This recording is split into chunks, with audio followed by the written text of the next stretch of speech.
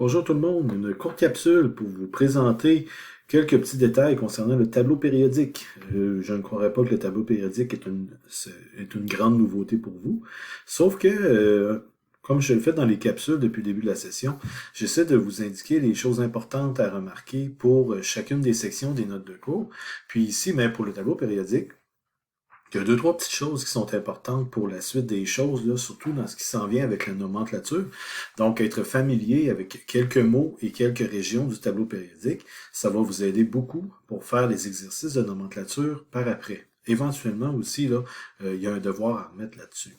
Donc, comme vous pouvez voir, le tableau périodique est décrit de façon très très courte ici.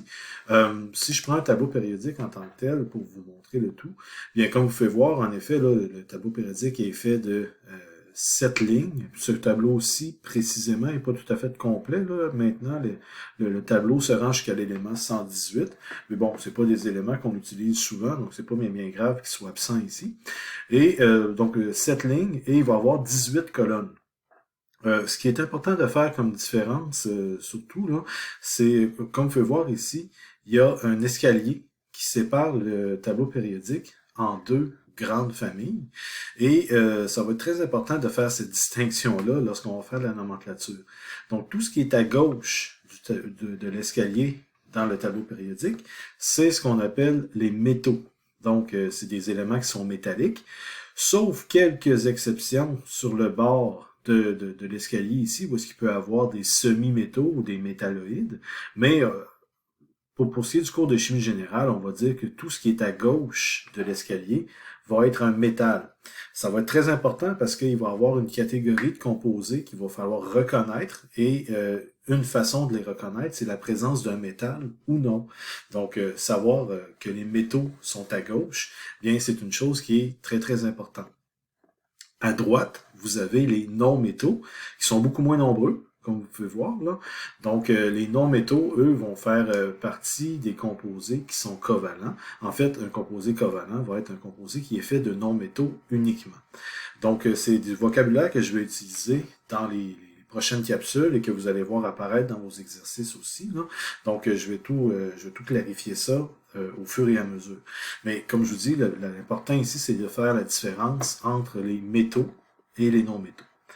Ensuite de ça, ben, il y a d'autres mots qui sont quand même importants à retenir quand on parle du tableau périodique, parce que outre la grande distinction entre métal et non-métal, il y a d'autres sous-familles qui sont souvent utilisées comme nomenclature, comme par exemple, quand on prend les deux premières colonnes et les colonnes 13 à 18, bien ces éléments-là, on les appelle les éléments représentatifs. Donc, comme je répète, colonne 1, 2 et colonne 13 à 18, ça s'appelle les éléments représentatifs.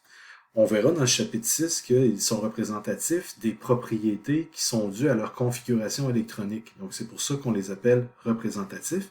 C'est comme s'il n'y avait pas d'exception dans le comportement chimique là, de ces éléments-là. Donc, 1, 2, 13 à 18, éléments représentatifs. Les colonnes 3 à 12, donc les 10 colonnes du centre du tableau périodique ici, ce sont tous des métaux et on les appelle les métaux de transition. Donc les métaux de transition, vous allez voir, ils vont avoir des fois des exceptions dans leur façon de se comporter en termes de chimie. Donc c'est pour ça qu'ils ne font pas partie des éléments représentatifs. Donc quand on va parler de métal de transition, il faut être bien certain d'inclure ces 10 colonnes-là, les colonnes 3 à 12. Vous avez en dessous les 14 colonnes de ce qu'on appelle les éléments de transition interne, qui sont les lanthanides et les actinides, parce qu'ils font partie de la ligne du lanthane et de l'actinium. On les appelle aussi les terres rares, parce que ce sont des métaux qui ne sont pas en grande abondance dans la croûte terrestre. Là. Il y en a même plusieurs là-dedans qui sont synthétiques ou qui font partie de d'une chaîne de dégradation radioactive. Bien, quand on parle des éléments de transition interne, c'est de ceux-ci qu'on veut parler.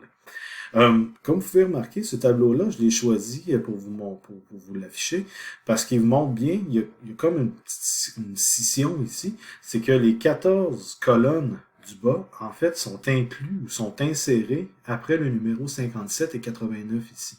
Donc, normalement, le tableau périodique devrait être comme 14 colonnes plus larges, sauf que pour des raisons d'affichage et des raisons d'impression, on a toujours mis ces colonnes-là en dessous. Donc, il faut juste comprendre que ces éléments-là ne sont pas exclus du tableau périodique, ils en font partie, ils sont insérés à cet endroit-ci, puis pour les raisons que je viens de vous dire, là, ils vont être affichés en dessous pour sauver de l'espace.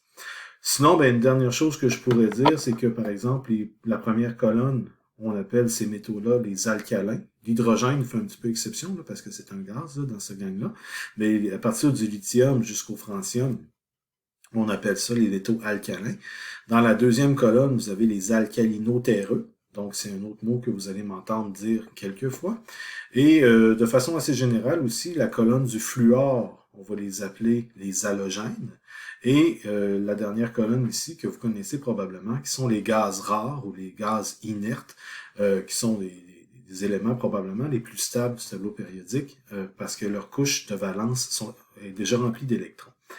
Donc, comme je vous disais, là, une courte capsule, mais dans tout ceci, je crois que l'élément le plus important à retenir, c'est la séparation, les métaux à gauche, donc tout ce qui est à gauche, là, y compris les alcalins, alcalino-terreux et tout ceci, c'est des métaux, et tout ce qui est à droite est considéré comme un non-métal.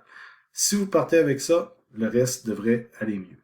Donc, on se rejoint dans une autre capsule.